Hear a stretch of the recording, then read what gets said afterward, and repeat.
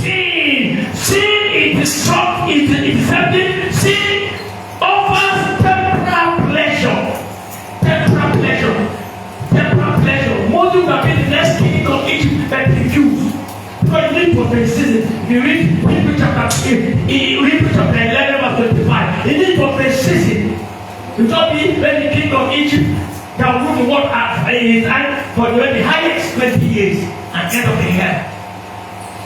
But he said, it is better for me to suffer the people of God than to enjoy the pleasure of sin for a season. That's what Moses said. Pleasure of sin for a season. The pleasure of sin is just temporary for a season. Number two dimension of sin, it is destructive. It is destructive. Sin is a destroyer. Sin has destroyed many men of purpose and potential before their time. Sin has destroyed many homes, many marriages, many businesses. Sin has destroyed many nations, as I said earlier.